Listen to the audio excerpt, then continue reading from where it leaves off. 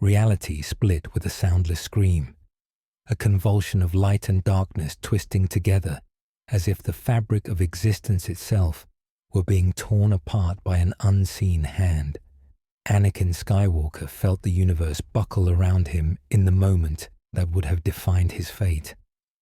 The moment he stood in the smoke-choked corridor of the burning separatist flagship, breath ragged, heart splintering under the weight of the choice that promised to save Padme at the cost of everything else. His lightsaber still hummed with the aftermath of Mace Windu's fall, its glow staining his damaged conscience. That instant, meant to carry him into an empire ruled by fear, instead collapsed into a maelstrom of immeasurable power. The Force shuddered. Something older, more ravenous than the dark side's deepest abyss coiled around him like a serpent woven from 1,000 screaming souls. He reached outward instinctively, grasping for equilibrium, but found none. There was no light to anchor him, no darkness to consume him. Only a crushing pressure, like the will of dead gods fighting for the right to claim him. The corridors of the flagship dissolved into luminous ash as an impossible storm dragged him forward. He tried to resist, but the current was absolute, more sovereign than destiny, more ancient than the Jedi code he had failed and the Sith promises he had nearly obeyed. The warp took him. He expected oblivion, yet instead he fell into a realm of shifting continents of emotion, where every regret he had ever buried screamed in its own voice. The warp's tides tasted him, his fear for Padme, his fury at the Council, the fractured loyalty that had made him both weapon and victim. Anakin fought against visions of what he might have become, armored in hate, bound to a machine's breath, wielding death as a creed. He tore himself free, refusing to accept that future, refusing to bow to a fate that stank of chains. The warp recoiled, amused, curious, hungry. In a final pulse of blinding radiance, the storm hurled him outward. He landed upon cold marble carved with symbols he could not comprehend. The air burned with incense and ozone. Golden light flickered overhead through archways large enough to swallow star cruisers. Anakin staggered upright, breath shaking, senses ringing with echoes of the warp's whispers. He reached for his lightsaber, but the hilt felt strangely heavier, as though some unseen presence examined it with mocking interest. The chamber around him was vast, far beyond any temple or palace he had ever known, filled with a gravity of purpose so immense it crushed the edges of thought. Armored giants encircled him, their plate the color of dawn gold, their helms adorned with crimson plumes, their eyes burning behind visors like molten judgment. They moved with disciplined silence, each step resonant with centuries of unbroken loyalty. Their weapons hummed with power that made even his lightsaber feel primitive. Custodians. He did not know the word, but their presence struck him like a tidal force. They were guardians, protectors of something sacred, and they saw him not as a man, but as an anomaly violently intruding upon a sanctum older than the Republic ever dreamed of being.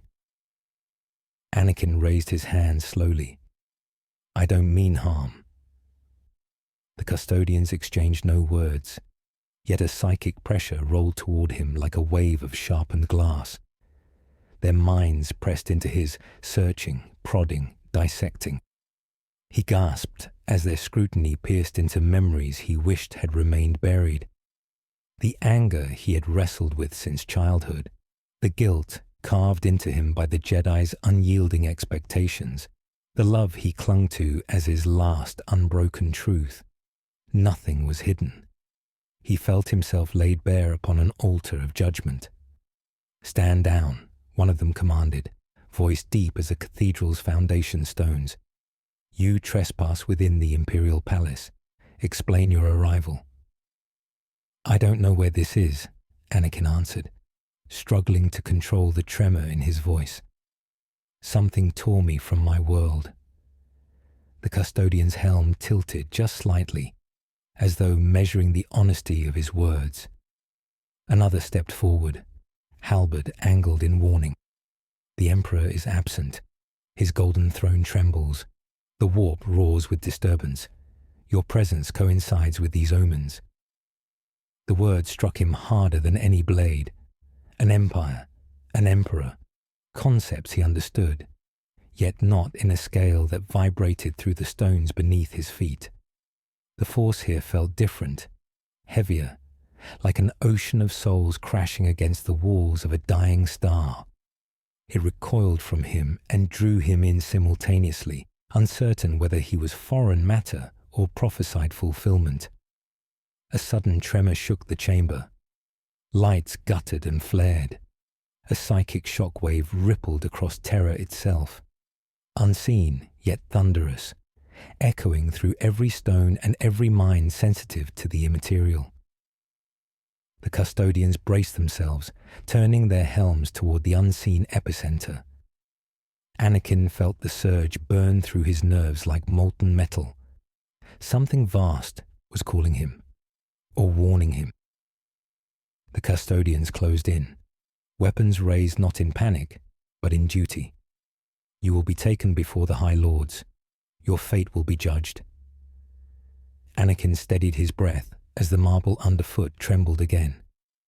Whatever force had dragged him here was not finished with him, and the guardians who surrounded him seemed caught between reverence and fear. He knew only one thing with unsettling certainty. He had not escaped his destiny. It had merely changed its battlefield. As the custodians escorted him deeper into the colossal palace, Anakin felt the warp whisper once more, not with seduction, but with anticipation, as though the galaxy itself held its breath, waiting for him to understand why he had been chosen. Ahead, a door taller than starship hangars rumbled open, revealing a path carved in gold and shadow. And at its farthest end, something stirred that would demand a reckoning greater than any he had ever faced.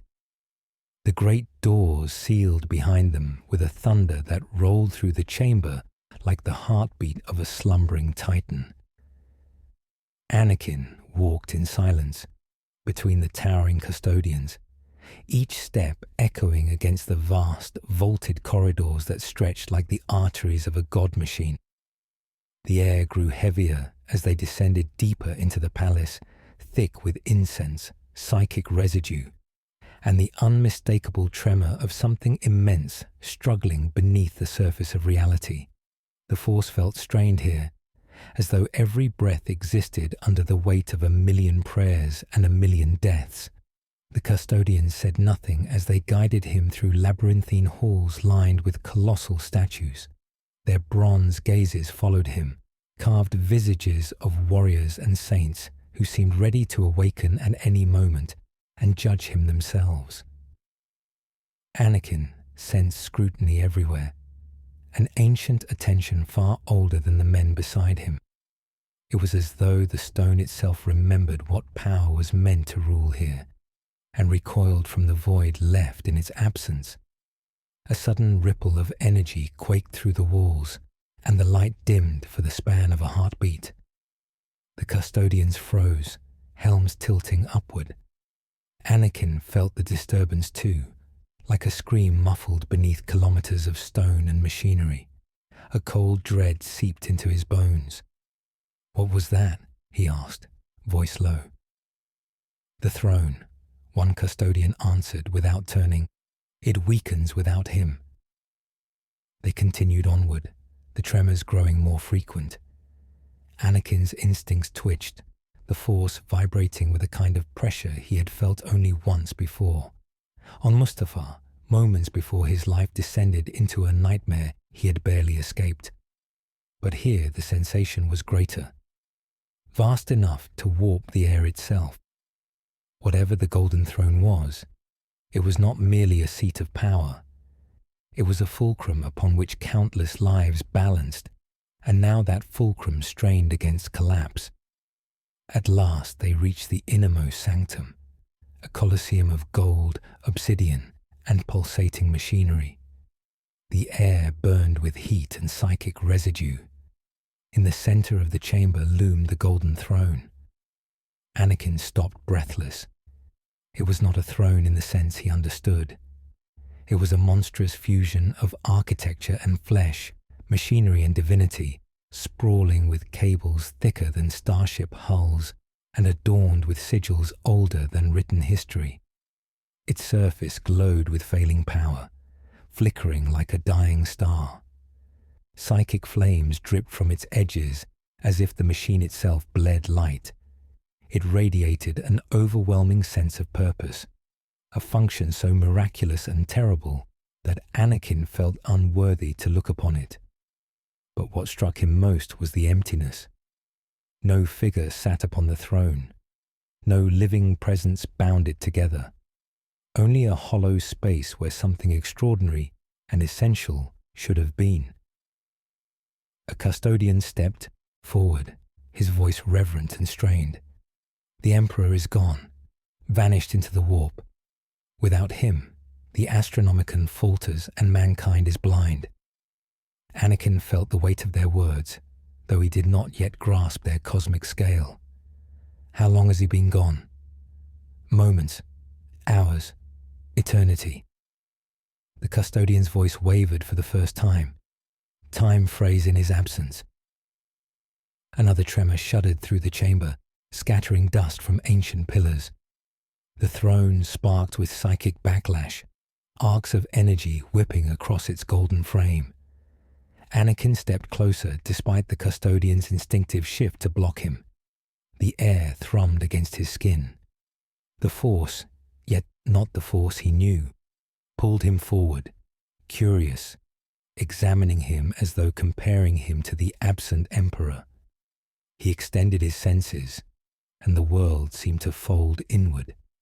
He felt the throne's agony, a beacon that stretched across the galaxy, guiding countless ships through a night filled with horrors, was now fading. The machine was vast, labyrinthine, a living architecture built to house a mind far beyond anything mortal. The absence within it was a wound in reality itself. The custodians watched him in uneasy silence. One finally spoke. "You should not approach. The throne destroys those not meant for it." "It's calling," Anakin murmured. They stiffened. The halberds rose an inch higher. "Explain yourself." "I don't know what this place is," he said, voice low, "but it recognizes me." The psychic surge that followed struck like a thunderclap. The golden throne erupted in violent light, an explosion of psychic force that sent the custodians staggering. Anakin held his ground only by instinct, bracing himself against the storm as it clawed into his mind. Images flared, worlds burning beneath impossible stars, legions marching in gold and blood, a being of radiant power fighting a war against the immaterial itself, a figure of light standing at the gates of madness, a father guiding his children, a ruler holding together the fate of trillions through sheer, unstoppable will, and beneath it all, a whisper, "Not him, not anymore." Anakin staggered, breath torn from his lungs. The custodians surged toward him, but he raised a hand instinctively, not in defense but in warning. "Something is coming," he gasped. "Something that knows he's gone." A silence followed, deep and fearful. The throne dimmed once more, its glow flickering like a failing heart. Anakin's gaze fixed on the empty seat, feeling its pull like gravity itself. The Imperium was collapsing, its guardian vanished, its throne vacant, and the warp hungered for the vacuum left behind. The custodian commander stepped closer, lowering his halberd just slightly. "If the throne calls to you, outsider, then you are bound to the fate of humanity whether you wish it or not. Anakin stared at the emptiness where a god once sat. A new destiny waited there, and he could feel it reaching for him. The chamber still trembled with the dying echoes of the psychic flare when the custodians formed a protective ring around Anakin, their golden armor gleaming beneath the flickering light of the failing throne. None spoke, yet Anakin sensed their unvoiced alarm. The machine that bound an empire together had reached for him, tasted his presence, and recoiled. He felt its scrutiny still lingering in the air like static, as though the throne itself struggled to determine whether he was an intruder or an answer to a question older than humanity. The silence deepened, broken only by the slow thrum of the life support engines beneath the vast platform. The custodian commander raised a gauntleted hand, signaling the others to stand ready. Your presence agitates the throne. That alone demands investigation. His voice dropped lower, nearly a growl. But the Primarchs have felt this disturbance as well. They will not remain silent. Anakin had sensed it too. Far beyond the palace walls, luminous presences stirred through the warp, each powerful enough to bend mountains yet scarred by a history he could not yet see. They were like gravitational forces in the Force itself, beings forged with purpose and burden, their spirits echoing with the same turmoil he knew too well, expectation without mercy. It was not surprising that they had felt the shock of his arrival. What unsettled him was the faint impression of longing buried beneath their attention, as though some among them yearned for what they believed had returned. "What are they?" he asked quietly. "They are the Emperor's sons," the commander answered. "The Primarchs, fragments of his design, each forged to lead legions and carry his will across the stars." He paused, studying Anakin as if trying to match his features against a memory carved into history itself. They believe their father is gone, and they felt the throne call. Some will wonder if he has returned in another form. Anakin's throat tightened, a subtle unease twisting through him. "I'm not your emperor." "That is not for us to decide," another custodian replied. "But they will seek the truth, and not all will approach with reason." A background hum rose in the chamber, subtle at first, then swelling until it pressed against Anakin's senses like a tide. The air darkened, the lights dimming as a psychic presence brushed his mind, distant yet vast, cold and brilliant as a star seen through smoke. It was different from the throne, more focused, deliberate. This presence was alive, watching. A voice whispered through the warp, neither sound nor language, yet unmistakably a summons. "He comes." The custodians reacted instantly, raising their weapons and shifting position. Anakin reached for his lightsaber but did not ignite it. He felt no hostility in the presence, only curiosity, heavy with authority and ancient sorrow.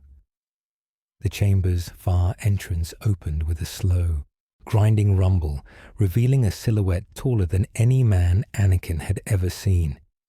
He stepped forward as if carved from gold and marble, each stride resonant with weight and precision. A Primarch. Golden armor etched with half-forgotten legends clung to a form too immense to be human, yet too graceful to be monstrous. His face carried the cold serenity of a king, sculpted from living stone, eyes shimmering with psychic fire. He studied Anakin without blinking, as though peeling back the layers of his soul with mere sight. The custodians bowed their heads, not in obedience, but in acknowledgement of shared purpose. The Primarch's gaze narrowed. "You do not belong to this age," he said, voice deep as breaking mountains, "nor to any world I know." Anakin met his stare, feeling the same instinctive edge he had once felt standing before Master Yoda, an unmovable force of judgment. I was brought here by something beyond my control. I felt your arrival like a spear thrust through the warp, the Primarch replied, and the throne answered. In all the millennia of my existence, it has never reached for another. He stepped closer. Who are you? Anakin sensed no deception in the Primarch's words. He straightened, folding back the uncertainty that gnawed at him. My name is Anakin Skywalker. I was a Jedi.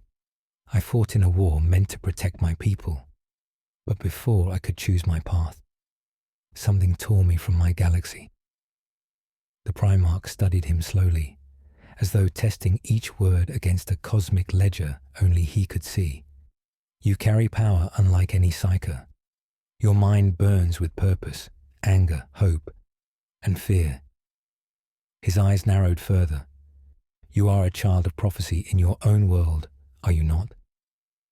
The question struck deeply, its truth heavier here than it had ever been in the halls of the Jedi. Before he could answer, a new tremor rippled through the palace, this one colder, darker, tinged with a predatory hunger. The warp itself seemed to thicken, a distant growl echoing through its depths. The Primarch's head turned sharply. They know he is gone, he said, and they gather strength. Chaos, a custodian murmured. Chaos, the Primarch confirmed. He stepped back, gaze returning to Anakin. Whether you understand it or not, your arrival has shifted the balance. Some will see you as hope, others as a threat, but all will seek to test you. Anakin felt the pressure of destiny closing around him again, like a fist tightening. He had escaped one prophecy only to fall into another. The Primarch leaned closer, voice lowering to a grave whisper. If you are not the Emperor reborn, then you must decide what role you will claim before the galaxy chooses for you. The lights flickered again. The warp screamed, and far beyond terror, something ancient stirred, watching, waiting, hungry for the void left on the golden throne. The chamber's lights steadied again, but the air remained thick with the Primarch's presence and the warp's distant rumble. Anakin felt their gazes, custodians, towering warriors, and the Primarch himself, pressing against him with a weight that rivaled the Force. He tried to steady his breath, but the space around him vibrated with an anticipation he couldn't name. The Primarch stepped closer, his silhouette cutting a vast golden path through the incense-thick gloom. His voice dropped to a somber depth, as though bracing for an inevitable truth.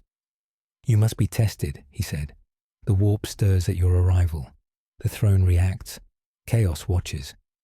We cannot assume your nature, no matter how you speak. His eyes glinted with a cold fire. Only a trial will reveal who or what you truly are. Anakin stiffened, heat stirring in his chest. I told you already. I didn't come here by choice. Choice is irrelevant, the Primarch replied. Only certainty matters now. He gestured, and the custodians stepped aside, revealing an archway that had not been visible moments before. Its surface shimmered like liquid gold, the edges vibrating with faint psychic luminescence. The darkness beyond it was not natural. It pulsed like a living thing, exhaling cold wisps of power that smelled faintly of dust, incense, and distant storms. What is that? Anakin asked. A test of truth, the Primarch answered. A psychic communion. You will be confronted by visions that cannot lie, memories that cannot be hidden. His voice hardened. If chaos has touched you, even in thought, it will be revealed. Anakin felt a flicker of anger. I'm not tainted. The Primarch's gaze sharpened. Every man believes he is free of darkness. Few truly are. He stepped aside. Enter, and let the warp unveil what you carry within you. The custodians watched with weapons lowered but ready, their posture tense, as though bracing for the possibility that he would not return the same. Anakin hesitated only a moment. He had faced the dark side before. He had clawed his way out of its grasp, and whatever trials this Imperium demanded, he would meet them head-on. He stepped through the archway. Darkness swallowed him whole. The air shifted immediately, thickening into an oppressive silence. He blinked, expecting the gloom to recede, but instead it deepened, pressing against him like a living shadow. Then a voice whispered through it, familiar, cold, dripping with echo. You could have saved her. The darkness rippled, forming the outline of Padme's face, contorted in pain, eyes wide and pleading. Anakin staggered forward, reaching instinctively, but she dissolved into smoke, leaving only her breath lingering like warmth lost. Another voice followed, harsher, the echo of a past he wished to bury. You were meant to bring balance, and you failed. The Jedi Council appeared around him, spectral and rigid, their silent stares heavier than any accusation. Yoda's silhouette stepped forward, staff tapping against an invisible floor. Fear leads to anger, anger leads to hate, hate. Stop, Anakin whispered, but the vision ignored him, leads to suffering. The image warped, the council dissolved. A new scene flickered into shape. Mustafa. Fire roared, heat licked his skin, and the darkness revealed Obi-Wan standing upon the blackened slope, sorrow carved into every line of his face. You were my brother, Obi-Wan whispered. The words hit Anakin with brutal clarity. The memory of his fall, his fury, his betrayal, burned through him as vividly as when the flames had seared his flesh in the life he barely escaped. His knees nearly buckled under the weight of it. The warp wasn't merely showing him memories. It was tearing them open, forcing him to feel every fracture he had tried to mend. Enough, he gasped. That's not who I am anymore.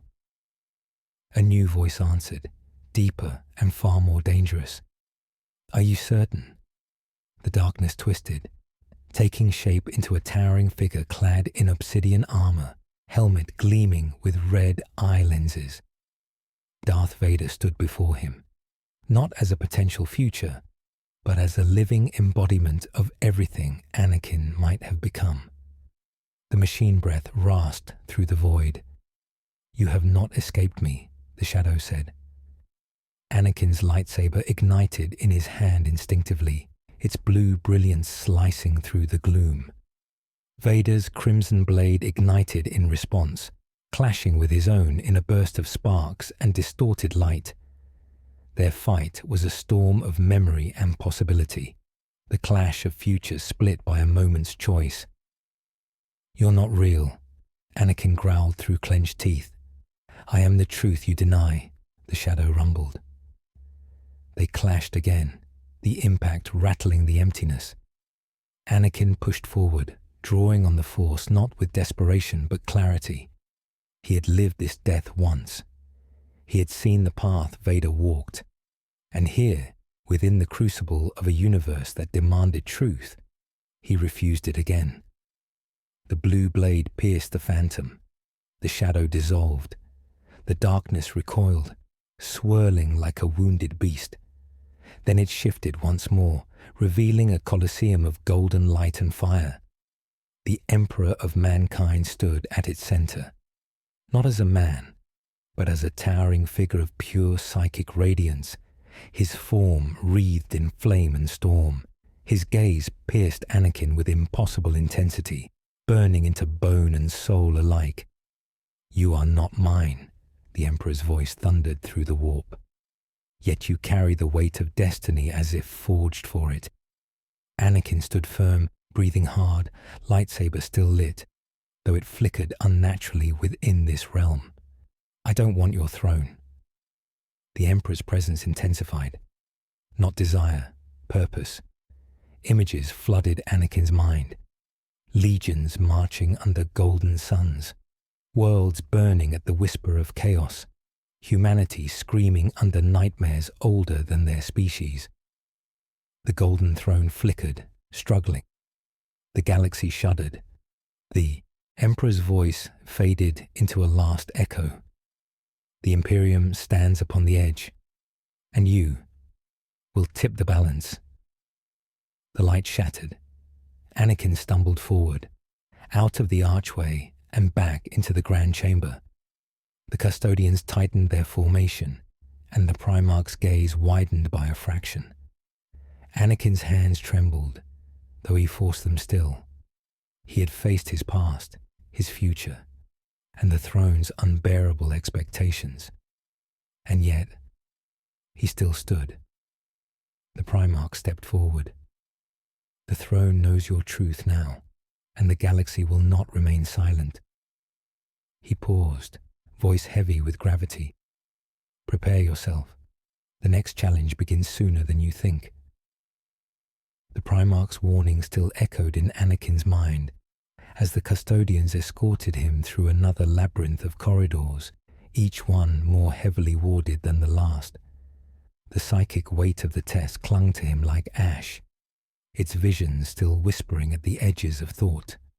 But there was no time to reflect. The air grew colder the deeper they went, until the incense thinned and the silence sharpened into something political, measured, and deeply dangerous. Ahead waited the High Lords of Terror, rulers of an empire spanning 1,000,000 worlds, and they were already bracing for the tempest his arrival had unleashed. The doors to the council chamber opened with a solemn gravity, revealing a vast circular hall lined with banners depicting ancient victories and catastrophes. Massive thrones of stone and metal ringed the chamber, each occupied by figures whose presence radiated authority sharpened into weapons. Their eyes turned instantly toward Anakin, assessing him with suspicion, calculation, or open hostility.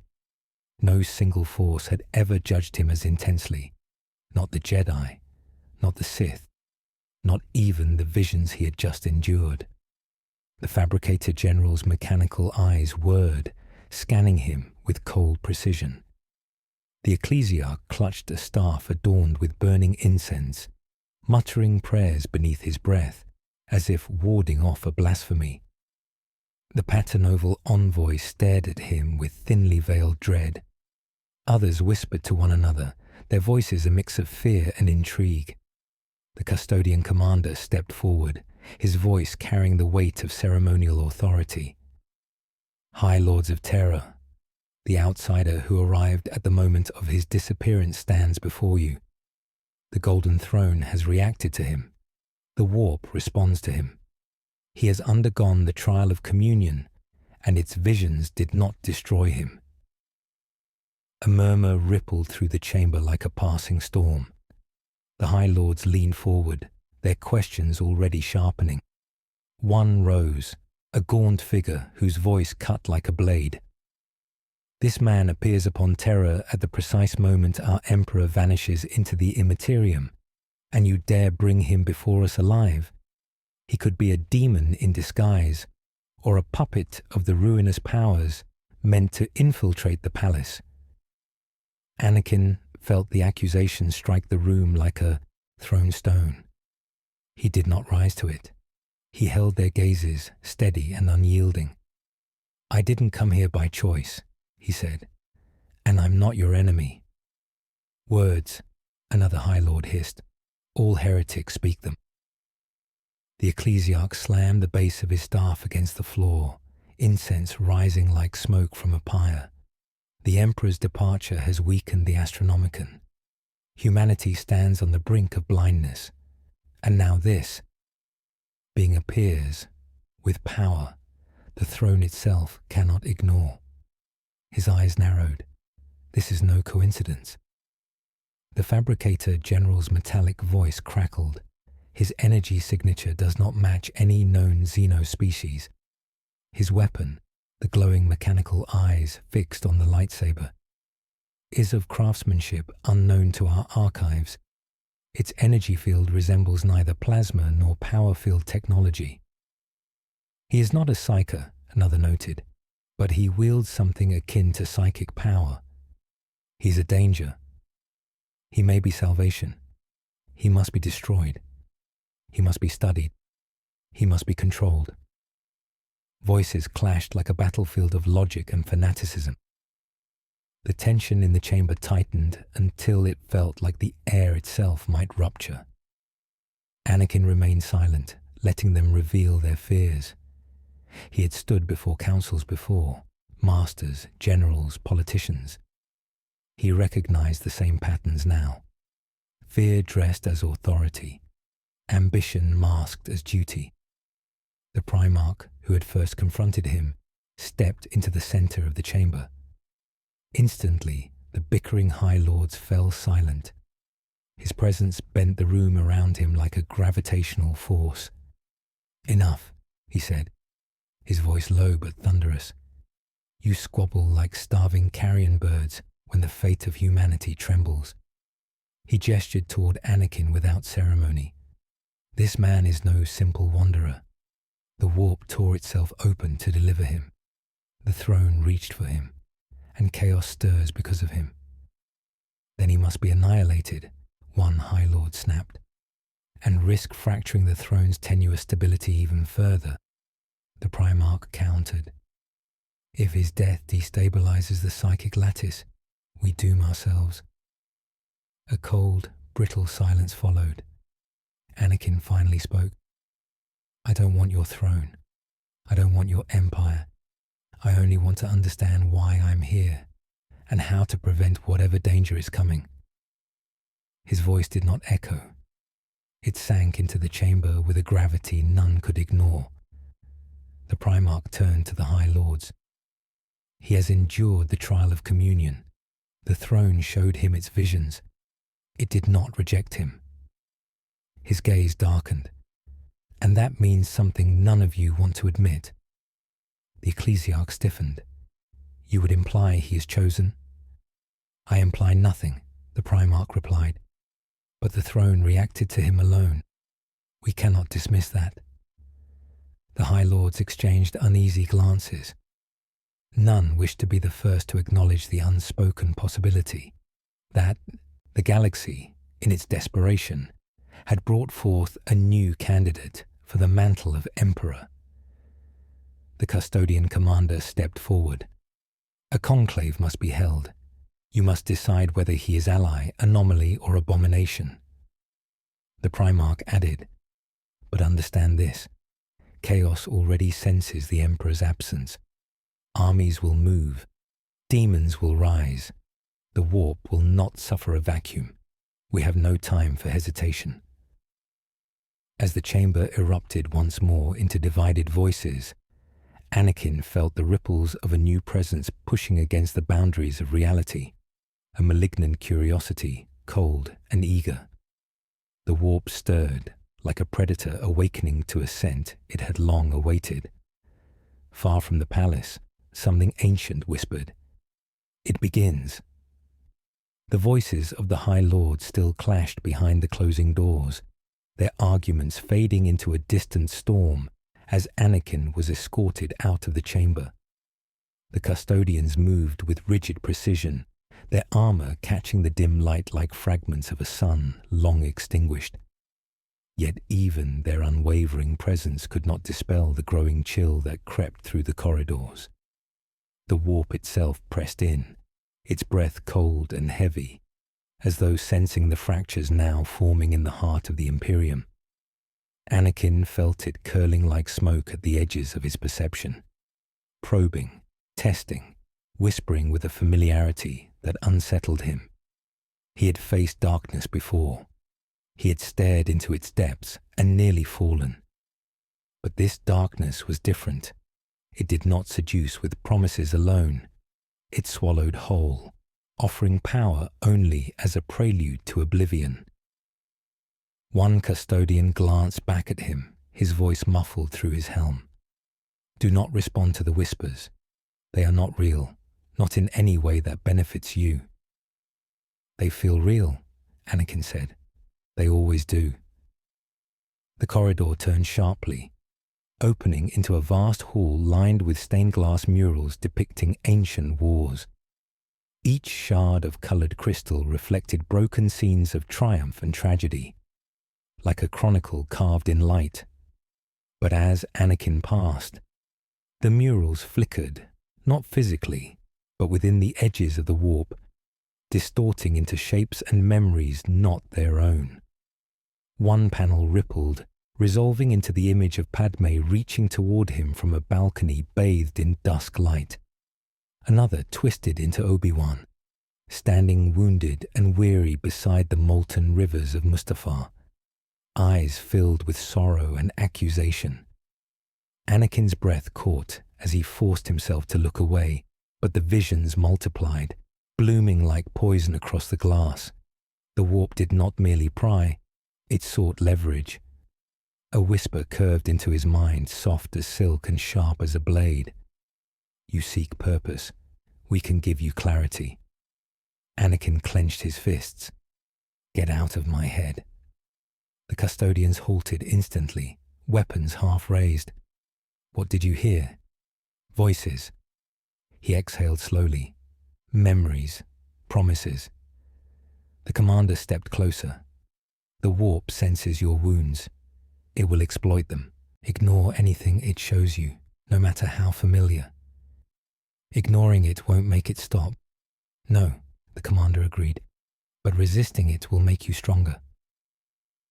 They continued onward, but the whispers did not fade. Instead, they wove themselves into the very air, curling like smoke around the torches, seeping through the cracks of the palace walls. The world dimmed for a heartbeat, and a voice rose above the others, deeper, colder, seeped in ancient hunger. Skywalker. Anakin froze mid-step. That voice did not come from memory. It was not an echo of the Sith he had known, nor the shadows he had battled within himself. This was something older, its tone vibrating through the foundations of reality, like the laughter of a dying god. The commander turned sharply. What do you hear?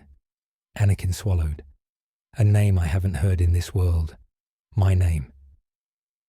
Then chaos is watching you, the Primarch said, from where he stood at the end of the hall, his massive form half illuminated by flickering light, not with idle curiosity, but hunger. The custodians bowed their heads. The Primarch stepped forward, eyes narrowing as though he could see the whispers clinging to Anakin's spirit. Chaos does not reach for those without potential, he said. It preys upon the wounded, the powerful, and the uncertain. His gaze sharpened subtly. You are all three. Anakin bristled, but the Primarch raised a hand. This is not accusation. It is truth. The warp tastes your past, your love, your fear, your betrayal, your near fall. It sees the fractures within you and delights in them. Anakin's jaw tightened. I'm not falling again.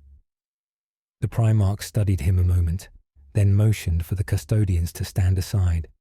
He walked closer, his presence towering yet strangely steadying.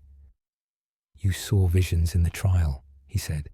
Your future, your failings, your fears. They weren't real, Anakin replied. The Primarch tilted his head. Were they not? Anakin opened his mouth to answer, but the Primarch continued. Truth wrapped in illusion is still truth. The warp does not lie directly. It simply reflects the rot it finds within. He stepped closer. Tell me, Anakin Skywalker, what did it show you that shook you so deeply? Anakin hesitated. The images were still raw. Padme's dying breath, Obi-Wan's accusations, Vader's mask looming like a tomb around his soul. A future I rejected, he said at last. One I won't let happen. The Primarch nodded slowly. Then you have taken your first step. But hear this. The whispers will not stop. They will grow louder, more seductive, more cruel. Chaos does not waste its efforts on those who pose no threat. The warp stirred again, as though listening. You cannot outrun fate, the voice murmured. You can only choose which side of it breaks you. Anakin felt a chill crawl down his spine. What does it want from me? Your allegiance, the Primarch answered. Or your ruin. To Chaos, the two are often the same. The hall darkened briefly as another ripple of psychic force pulsed through Terra, shaking dust from ancient statues. The Primarch looked toward the shadows with grim certainty. The Emperor's absence has left a vacuum. Chaos seeks to claim it. And now, because the throne reacted to you, the warp believes you may be a variable it must either destroy or corrupt. Anakin exhaled slowly, steadying his thoughts, anchoring himself in the Force. I won't be corrupted.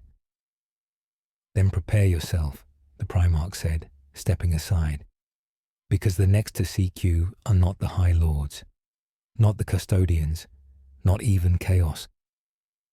His gaze hardened, the air tightening around him like a coming storm. It will be the Emperor's sons. The Primarch's warning lingered in the air like the fading note of a war horn, its meaning sinking deeper into Anakin with each passing heartbeat. The palace seemed to tighten around him as though the very stones understood what was coming. The custodians resumed their formation, but even their solemn discipline could not hide the tension settling over them. They were guardians of a god-king, but now that king was gone, and the beings forged as his demigod sons stirred across the galaxy, sensing a rupture in the order of things. Anakin felt the shift ripple outward through the warp, each tremor a distant footstep approaching with impossible weight. The Primarch began walking, gesturing for Anakin to follow. They will come, he said, some to judge you, others to test you, and perhaps a few to seek the father they believe they have lost. His voice carried no fear, only a heavy patience born of centuries. Prepare yourself, Skywalker. You are about to stand before the greatest warriors our species has ever produced. Anakin forced his thoughts into focus. He had walked among Jedi Masters and Sith Lords, fought generals and tyrants, faced visions that clawed at his soul. But these sons of the Emperor, these Primarchs, were beings shaped by will, destiny, and power beyond anything he had known. They were not merely soldiers. They were forces of nature given human form. He felt their approach in the warp like shifting constellations, each presence burning with a different hue of purpose. As they moved deeper into the palace, a sudden wind swept the torches, though no door had opened. The shadows thickened, pulled together by psychic gravity. Anakin sensed a presence approaching before he heard the steady thunder of armored steps. The custodian slowed. The Primarch stopped. An immense form emerged from the gloom, each stride echoing like distant cannon fire. Robert Guilliman entered the hall, his blue armor glinting with silver inscriptions, his features stern yet chiseled with contained grief. His eyes, bright as stormlit seas, moved immediately to Anakin. They studied him with the measured calm of a statesman and the lethal precision of a commander who had led armies across uncounted stars. So it is true, Guilliman said, voice steady but weighted. The throne has stirred for a stranger. The Primarch beside Anakin inclined his head. The rumors spread quickly. Too quickly, Guilliman replied. Across the Imperium, astropaths cry out in confusion. Some swear they felt Father's return. Others felt only the void his absence leaves behind. His gaze hardened. And then, your arrival, your presence in the heart of the palace, your survival of the communion. Guilliman stepped closer, towering over Anakin, though without hostility. His scrutiny was intense, but not cruel. You are not one of us, not human, not exactly. And yet something in you resonates with the warp in a way I cannot name. He paused. Tell me, Anakin Skywalker, did the throne call to you? I didn't seek it, Anakin answered. It reached toward me. I don't know why. Nor do we, Gilliman murmured. That is the danger. Another ripple tore through the warp, hotter, sharper, filled with flames and fury.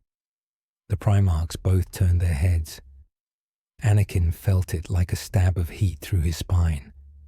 A second presence approached, fiery and volatile as a furious star.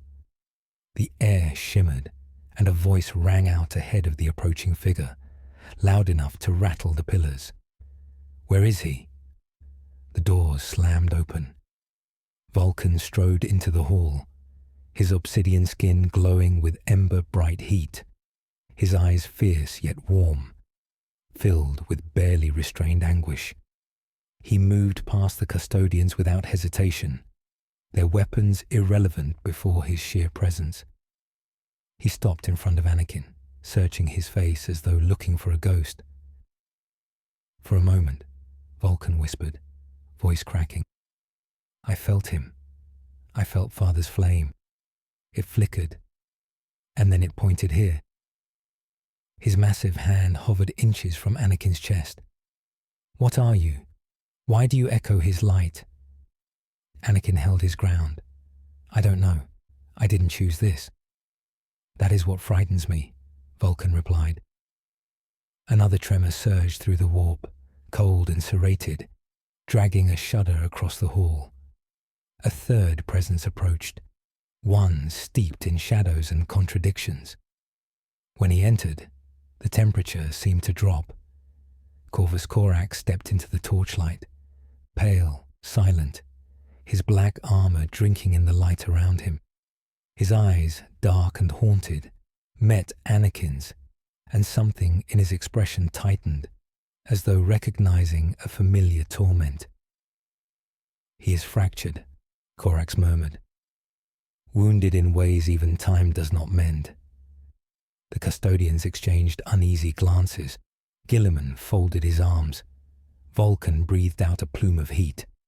Corax's gaze sharpened. But he is not a lie. The Primarchs formed a loose circle around Anakin. Their expressions were a spectrum of suspicion, hope, grief, and curiosity, not united yet, but bound by the shared void left by their absent father. Anakin felt the gravity of their combined presence, each one a world unto himself. Gilliman spoke first. If he is a threat, we must know. If he is a sign, Vulcan countered, we must protect him. If he is a mistake, Corax whispered, the warp will reveal it. The three turned to the Primarch, who had first met Anakin. The Emperor is gone, he said, and the galaxy teeters on the edge of nightmare.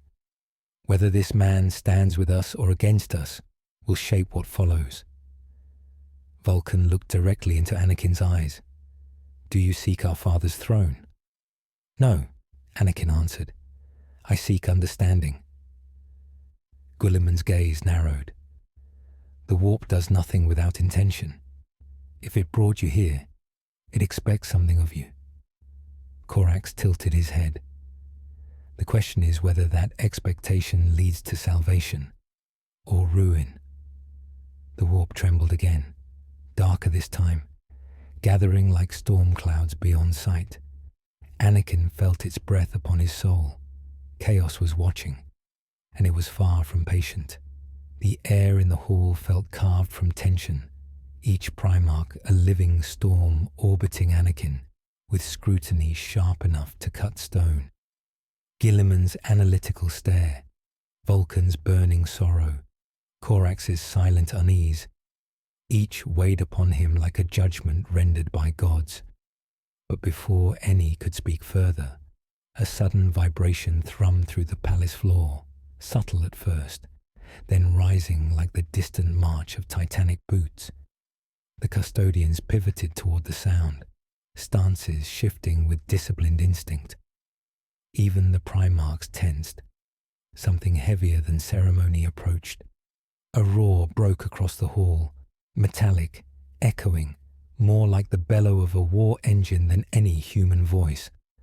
Stand aside. The doors thundered open. A group of Astartes strode forward, armor marked with sigils of iron and storm. Their presence arrived like a wave of steel and aggression, led by a captain whose armor bore the sigil of the Iron Warriors. His helm retracted, revealing a scar-latticed face carved by battle and bitterness. He pointed directly at Anakin. That thing has set the warp screaming.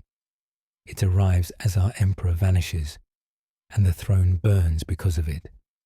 You expect us to ignore that? Vulcan stepped into the captain's path, towering over him like a living furnace. Watch your tongue. But the captain did not falter. Iron warriors were bred in defiance. We have lost ships already, the captain growled. Astropaths collapsing, navigators blinded, entire fleets stranded in the void. And you, his glare snapped toward Anakin. You appear at the apex of catastrophe. We demand answers. Guilliman lifted a hand. You will maintain order. But the Iron Warrior's gaze hardened. Order is failing. His words struck the chamber like a hammer. More Astartes entered. Blue-armored ultramarines, fire-winged angels of the Blood Angels chapter, storm-grey figures of the rune priests. Their voices rose in argument, the chamber filling with the friction of clashing doctrines and suspicions. He is Xenos. He is warp-touched. He survived the communion. Perhaps because he was meant to. The Blood Angel captain stepped forward next, his eyes bright with a warrior poet's intensity. His presence echoes the throne. I felt it the moment it flared. Not corruption, not demonic deceit. He looked Anakin up and down, searching for meaning. Something familiar. Corax's feathers rustled against his armor, a sound as soft as shifting coffin cloth.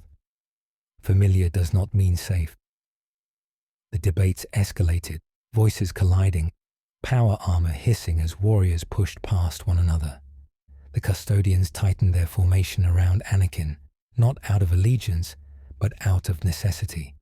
A single misstep here could ignite a war within the palace itself.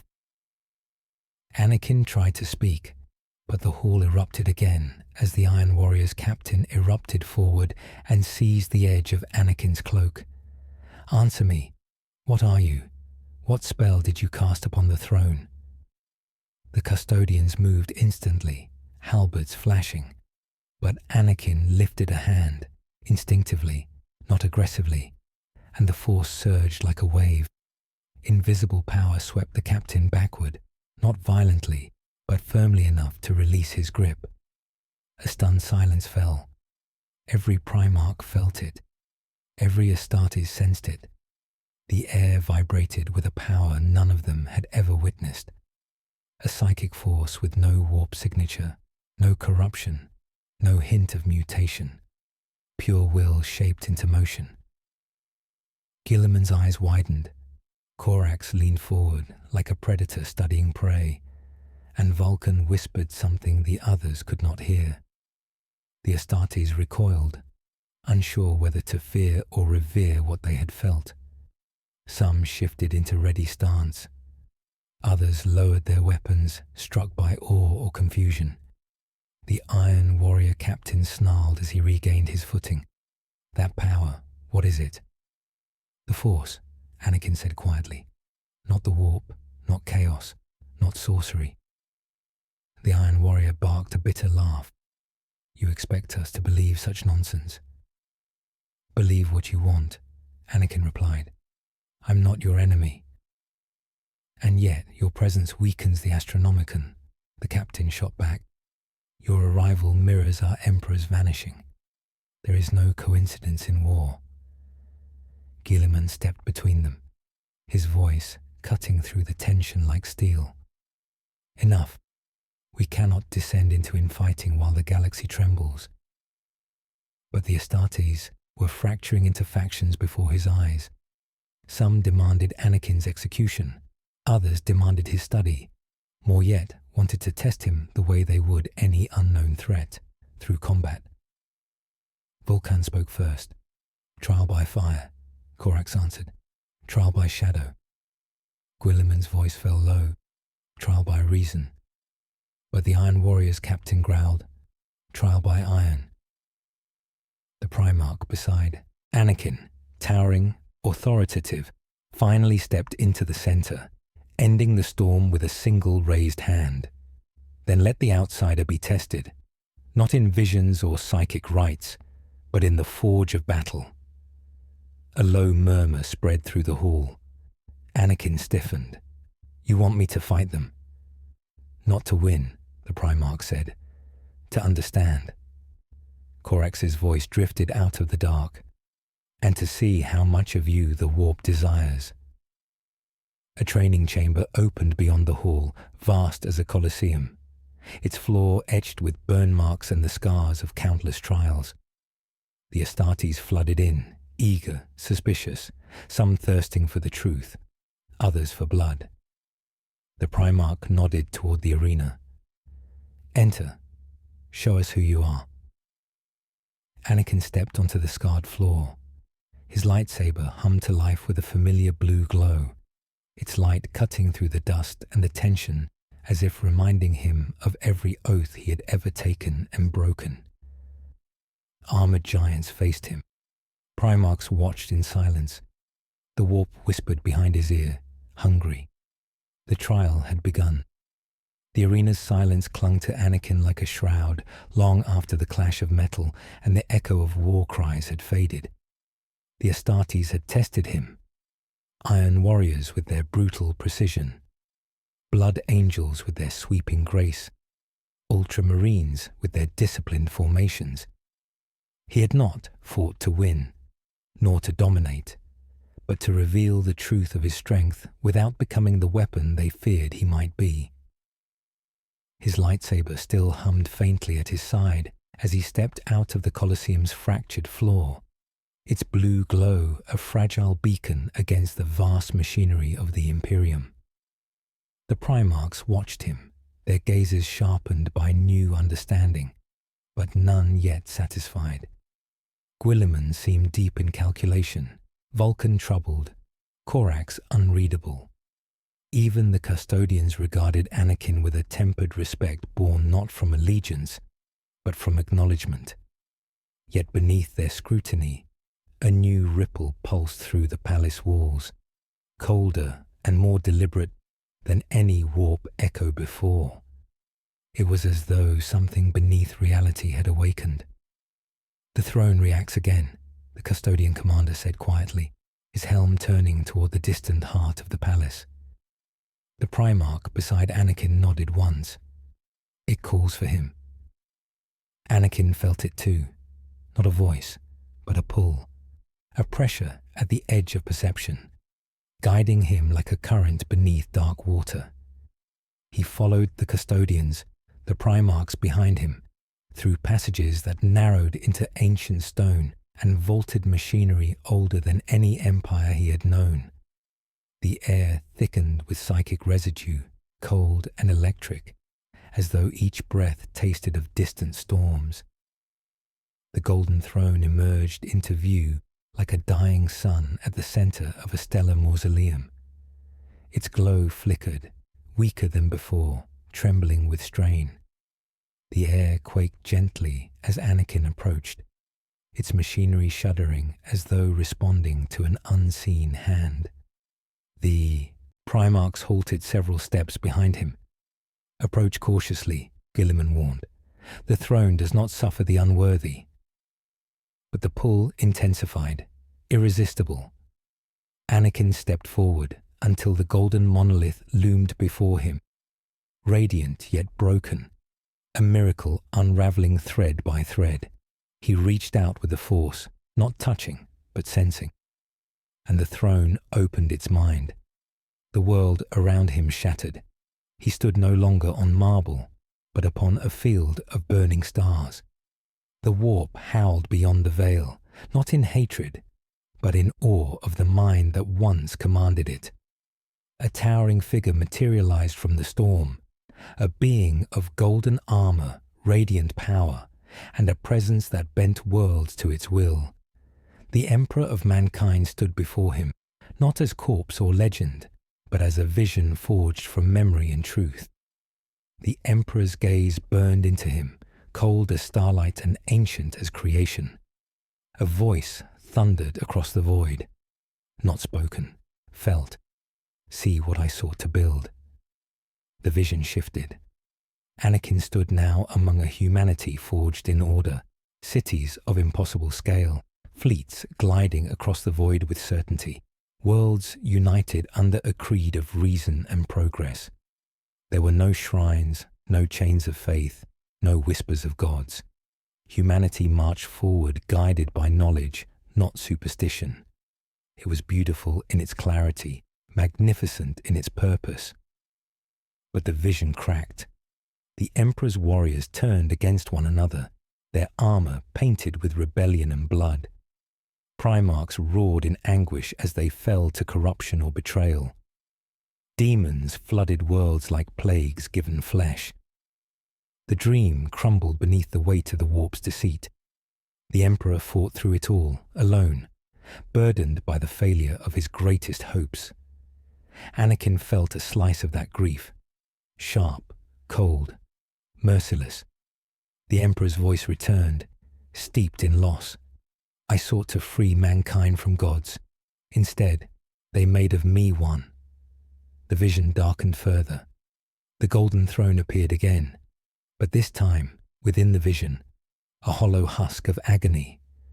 The Emperor sat upon it, body failing, soul anchored to machinery that drained him to fuel the Astronomicon. It was a prison of divine expectation, a fate worse than death. Anakin saw the Imperium as it now was, a labyrinth of fear, ritual, and oppression, far removed from the brighter path its creator had intended.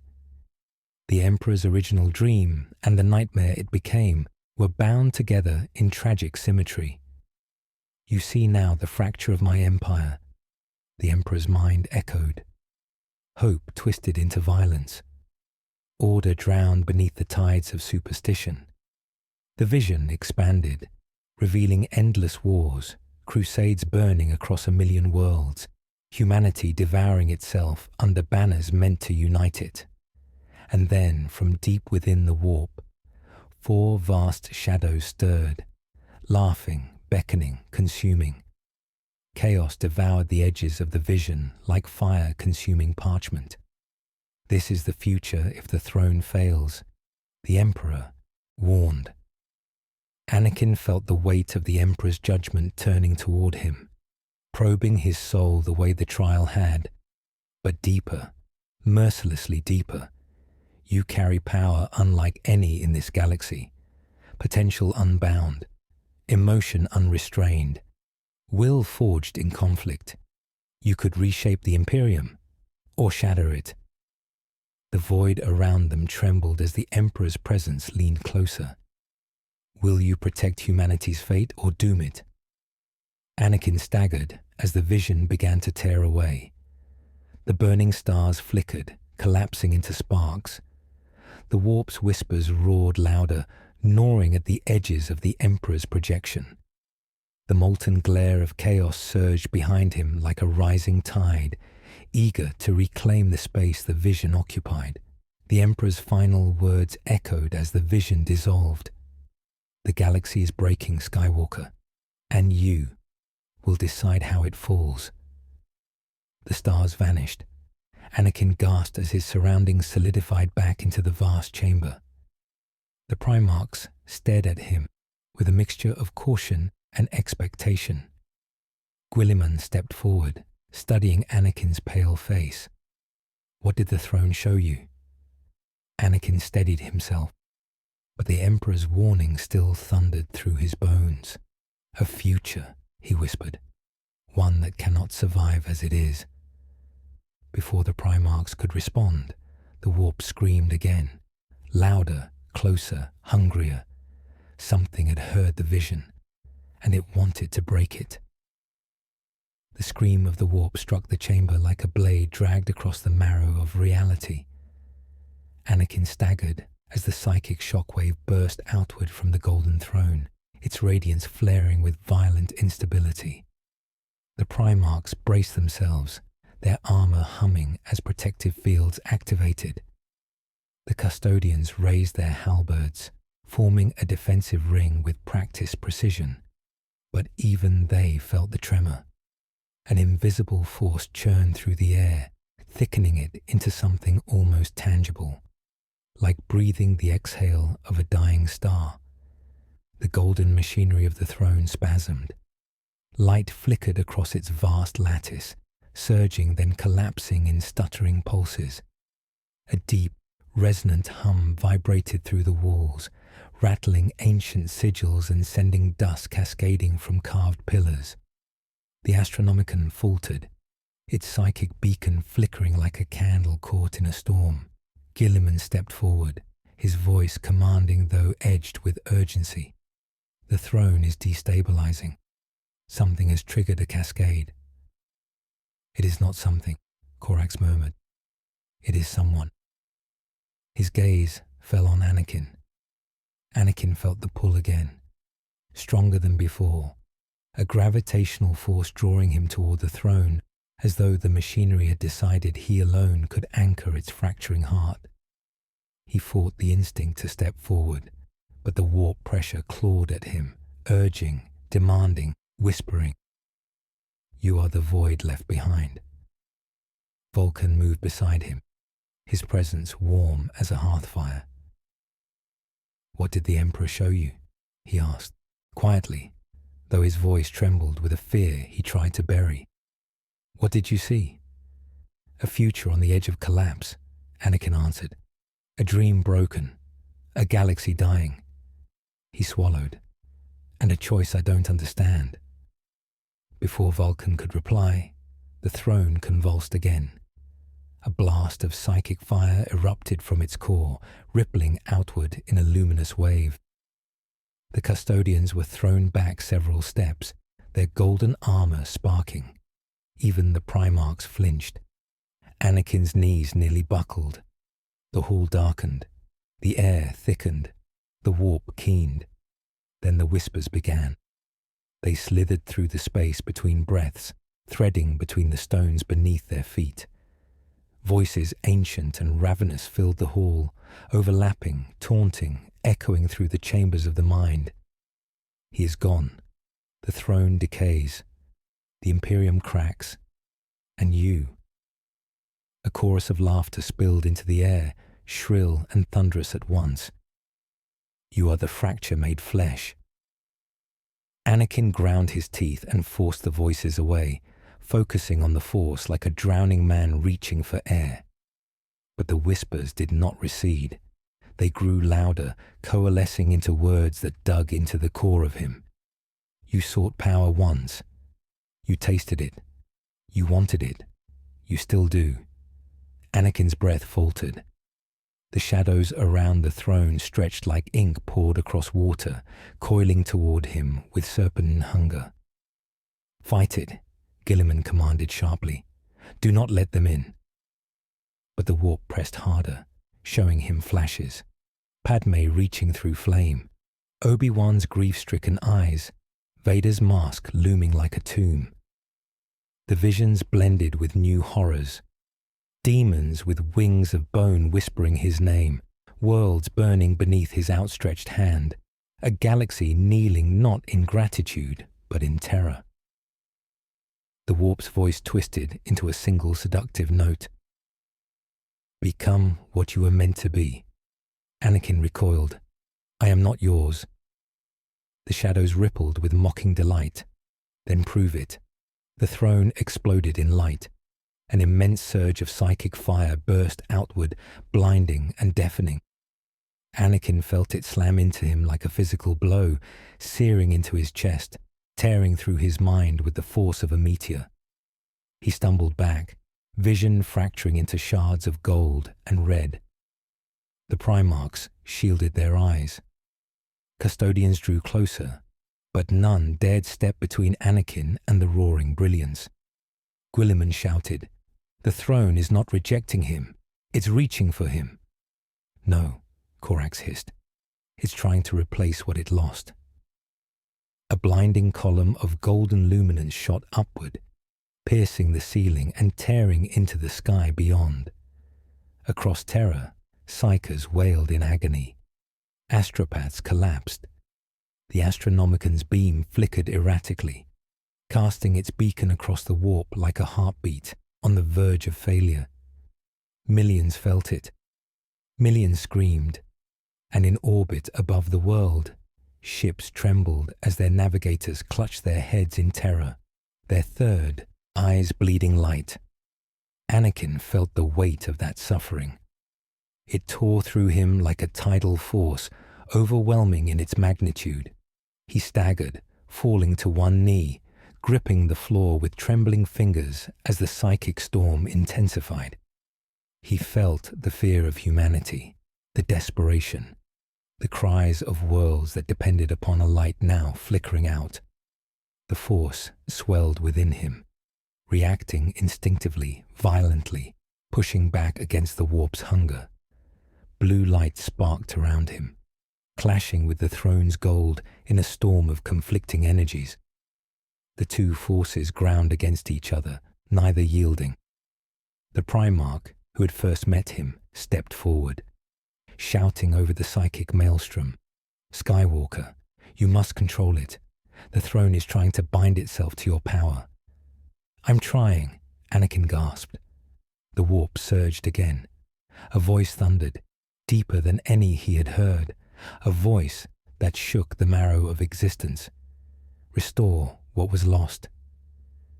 Anakin's heart froze. It was not chaos speaking. It was the echo of the Emperor himself, desperate, wounded, trembling at the edge of oblivion. Guilliman's eyes widened with realization. "He's clinging to the throne through you." The custodians moved to intervene, but the Primarchs blocked their path. "No," the lead Primarch said. "This is a moment the galaxy will remember. If we interrupt, we may doom everything." Anakin felt the Emperor's echo pulling, reaching, grasping for a conduit, reaching for him. The Force struggled against it, refusing to submit, yet unwilling to abandon the suffering writ across the stars. The psychic storm reached its peak, a blinding eruption of gold and blue. The warp screamed, terror trembled. Then everything fell silent.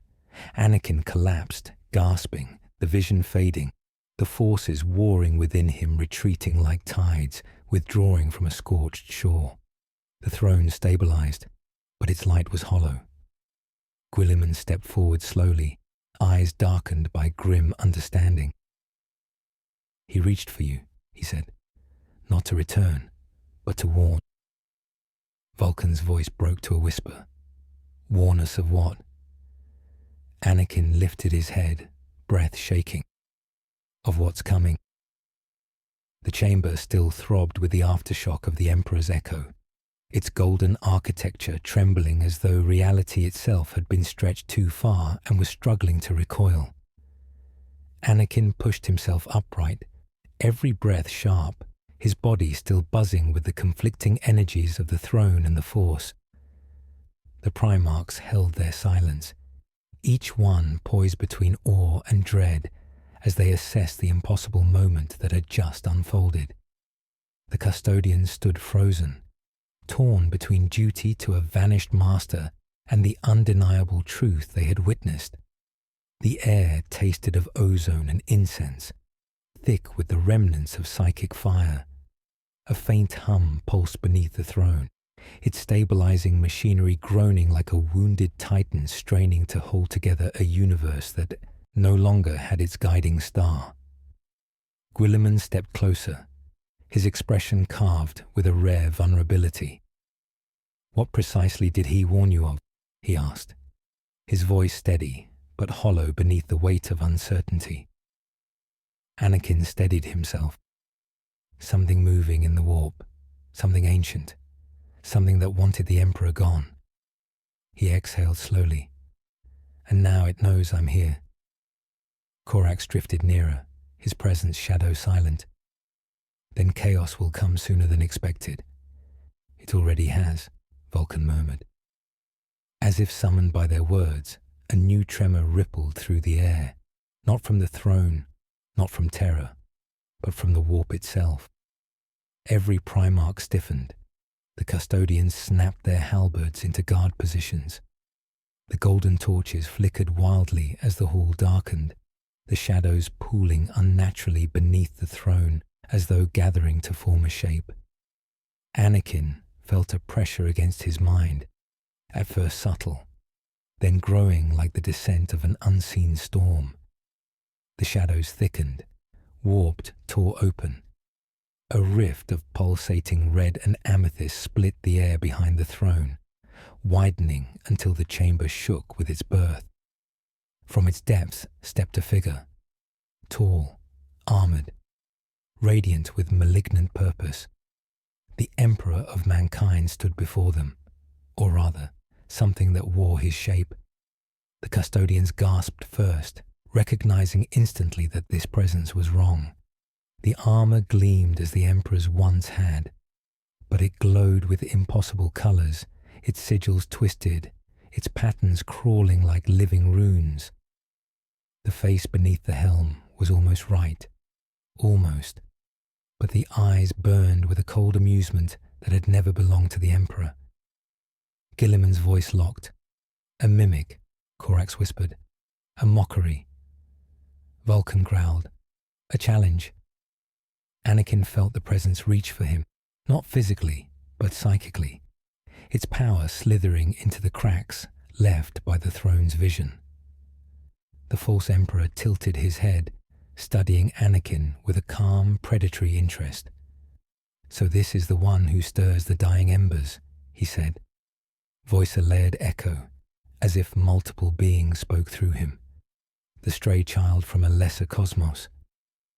Anakin ignited his lightsaber in a heartbeat, the chamber illuminated by its blue blaze. The Primarchs surged forward, but the impostor raised a single hand. They froze mid-step, suspended by psychic force so immense that even their superhuman strength strained in vain. None of you matter now, the false Emperor murmured. Only he does. Anakin felt the force coil around him instinctively, bracing against the psychic field that pressed inward like crushing gravity. He stepped forward, blade raised. Who are you? The figure smiled.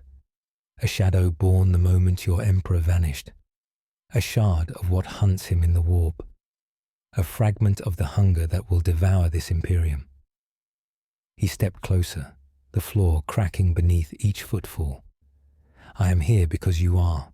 Anakin slashed forward, the lightsaber hissing through the air. The false Emperor moved faster than sight, catching the blade in his palm. Instead of slicing through, the blue light flickered, destabilized, the force itself being unraveled around the impact point. Anakin leapt back, regaining distance as shock tightened his ribs. Korax strained against the psychic stasis. He's not a demon. He's worse. Guilliman's eyes widened with understanding. He's an echo of the entity that attacked the Emperor. The Shadow Emperor advanced again. I came to greet the one the throne reached for, to understand why the dying god looked to you. He raised his hand, and the warp surged, forming a spear of crimson energy that spiraled toward Anakin. Instinct overtook thought. Anakin split the spear with his lightsaber, the force flowing through him with renewed clarity. The chamber vibrated as the two energies collided, golden and blue clashing against red and void. Good, the figure said. Show me why he noticed you. Anakin pushed the force outward, a wave of power cracking the marble beneath his feet. For a heartbeat, the Primarchs felt the psychic hold weaken. Vulcan roared, pushing with all his strength, the air shaking around him. You will not harm him. The false emperor flicked his fingers. Vulcan was hurled backward into a pillar, stone exploding in a cloud of dust. Gilliman's fury ignited. Face me, coward. You, the entity scoffed. You are remnants of a failed design. A second wave of psychic force ripped through the hall. Gilliman and Corax crashed to their knees, muscles locking, armor trembling under the pressure. Only Anakin remained standing. The false emperor turned his full attention upon him. Do you understand now? He asked softly, almost kindly. This Imperium is collapsing. Its god is dying. Its sons are broken. Its throne reaches for anything that might save it. He stepped closer. You are not its savior. Anakin braced himself, the force gathering like a storm at his back. You are its replacement. The entity struck. Anakin met him head-on. Blue and gold collided with crimson and shadow. The force slammed against warp sorcery, the air erupting in shockwaves that shattered statues and scorched the marble. Anakin drove forward, lightsaber carving arcs of molten brilliance. The Shadow Emperor countered with effortless elegance, each motion unmatched, each gesture filled with predatory precision. But Anakin did not break. He pushed harder, drawing not on fear but conviction, on the memory of every life he had sworn to protect, every choice he had tried to reclaim. His blade connected with the entity's armor. A spark, a crack, a wound. The Shadow Emperor recoiled, surprised. You are not him, he whispered, but you could become something worse. The rift behind him pulsed violently. He stepped backward into it. This was only the first greeting. And he vanished. The Primarchs dropped from the psychic grip. The custodians rushed forward. The throne hummed weakly. Anakin stood trembling in the settling dust, lightsaber still lit, breath harsh. Gilliman approached first. What did you learn? He asked. Anakin stared at the empty air where the shadow had stood. That whatever took the Emperor, he whispered, is coming for me next.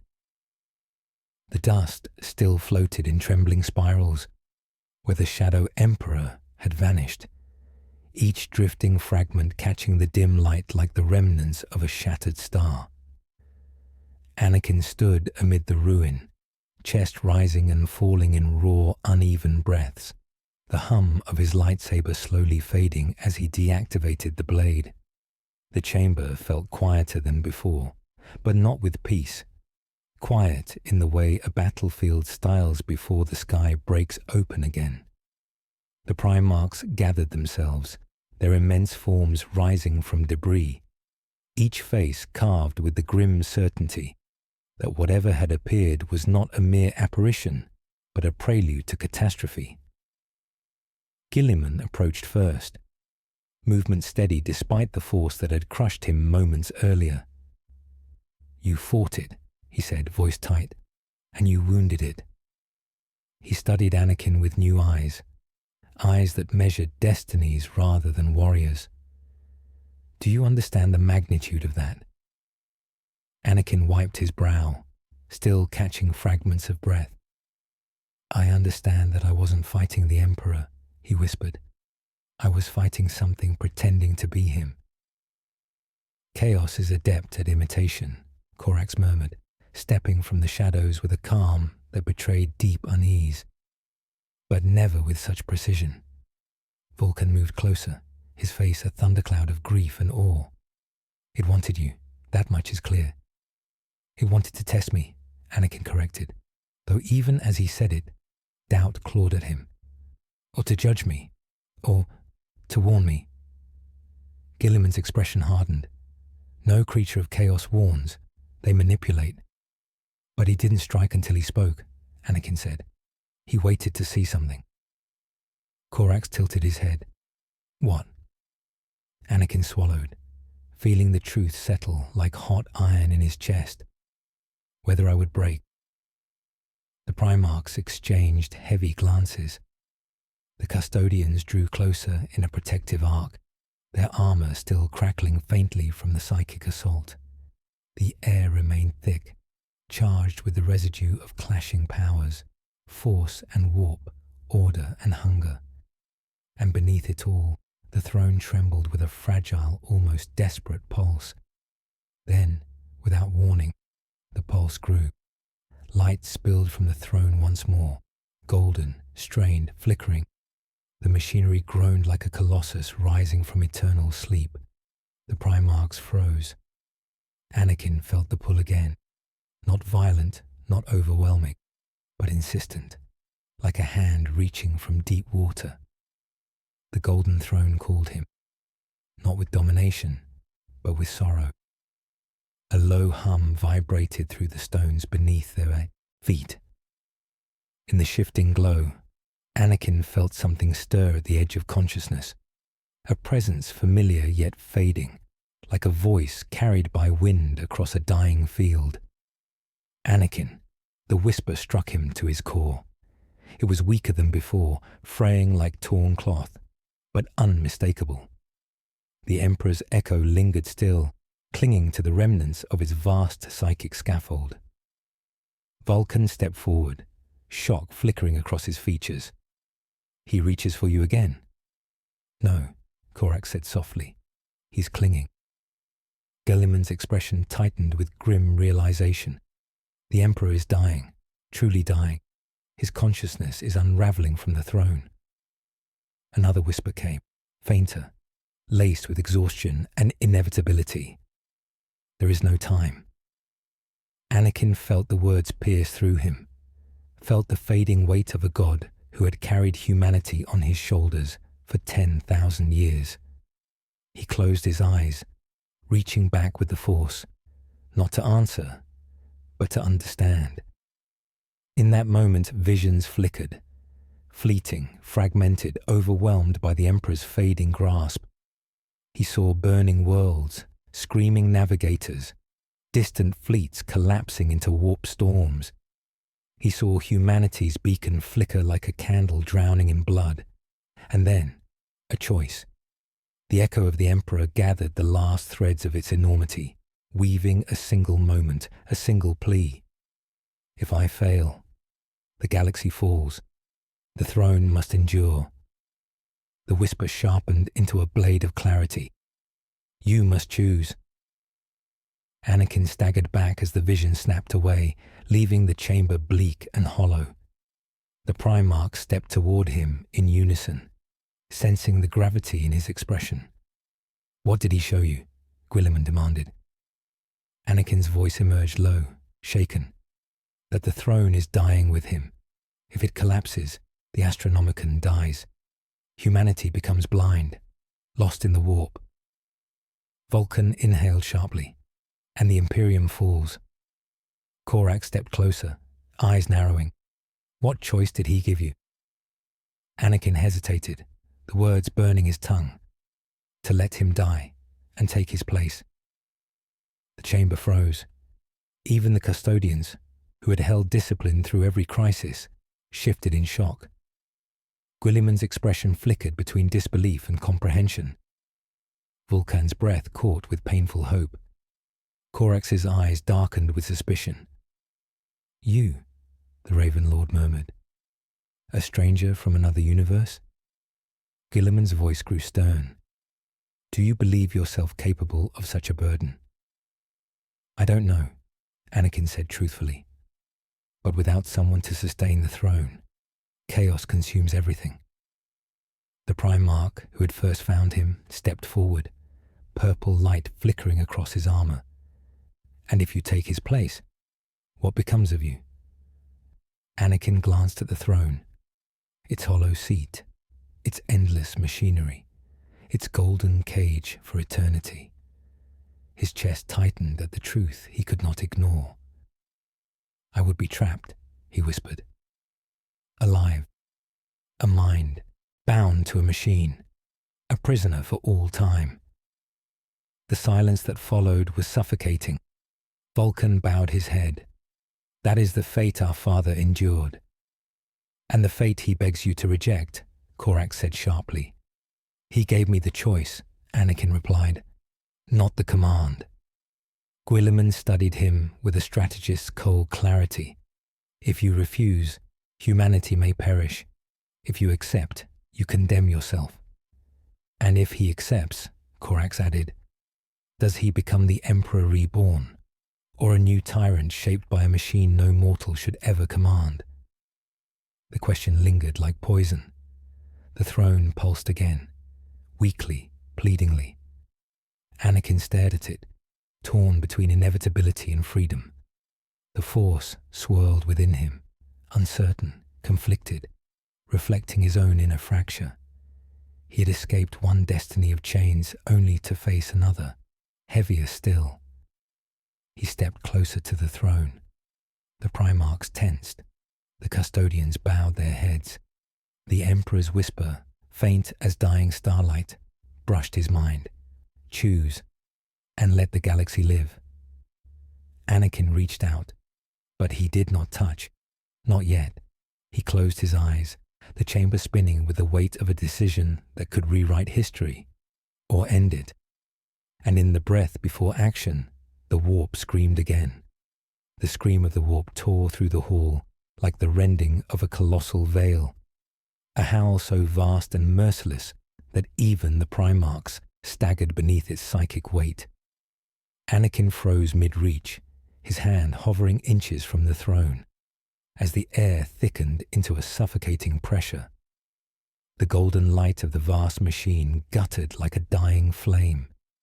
Hairline cracks of shimmering crimson flickered across the air, spreading outward in jagged patterns that pulsed with rhythmic hunger. Guilliman reacted first, stepping before Anakin with a soldier's instinct, his massive frame absorbing the invisible shockwaves bursting from the breach. The warp is reacting to the choice, he growled. They know he is close. Korax's voice came soft and sharp behind him. They will not allow another emperor to rise. Vulcan's eyes burned with the heat of a forge god, anguish and defiance warring across his features. We must shield him, now. Before they could move, the shadows twisted open. The chamber darkened as a silhouette stepped from the breach, taller than any mortal, radiant with the same grotesque majesty that had haunted them before, but strengthened now, more defined. The false emperor had returned, but no longer as a mere echo. His armor shimmered with impossible colors, his form coalescing from warp-born malice and mimicry with unsettling precision. Where the true emperor's presence inspired awe, this presence choked the air with a cold dominion that pressed into bone. He looked upon Anakin with a gaze that cracked the ground beneath his feet. So, the creature murmured, voice layered and echoing, he would choose the throne.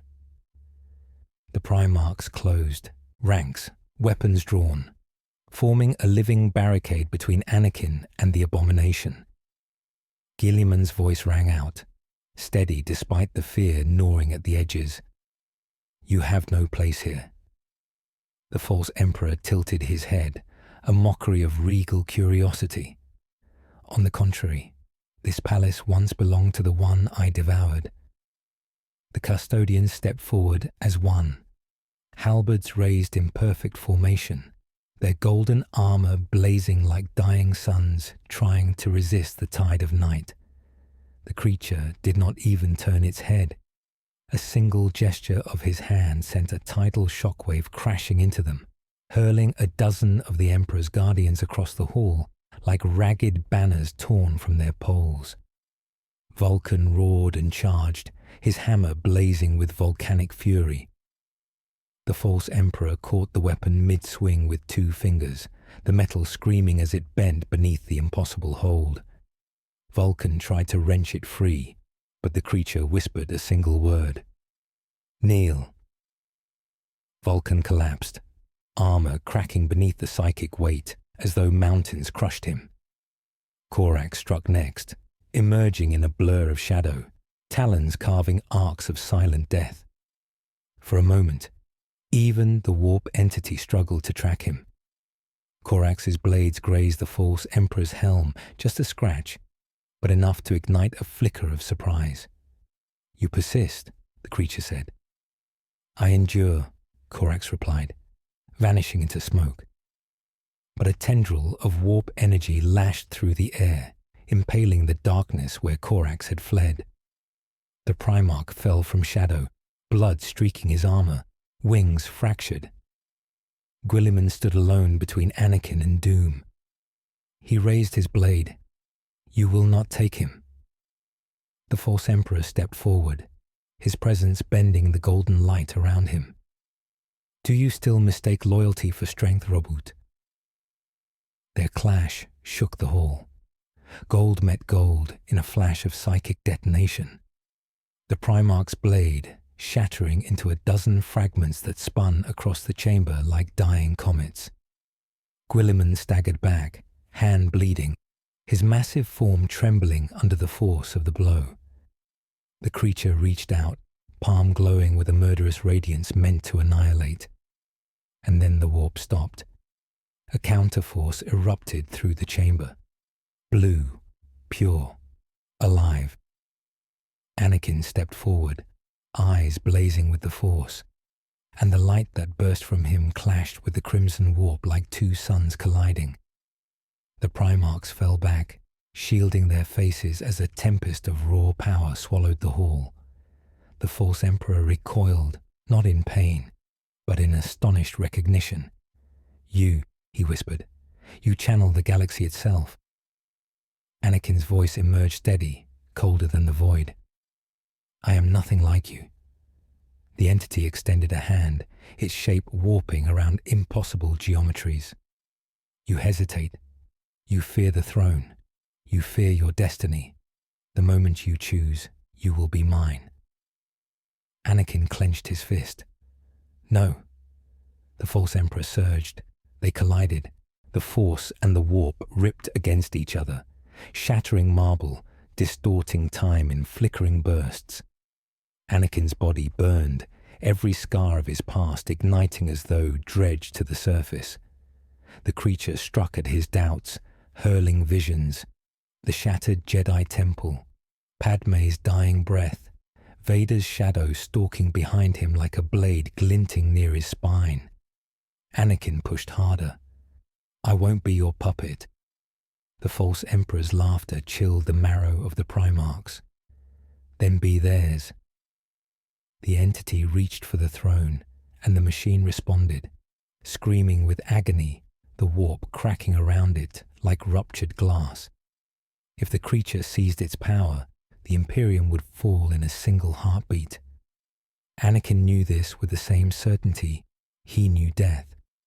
He felt the pull of destiny coil around him, not the destiny the Jedi had shaped, not the destiny the Sith had tried to twist, but the destiny of a galaxy crying for salvation. Anakin moved.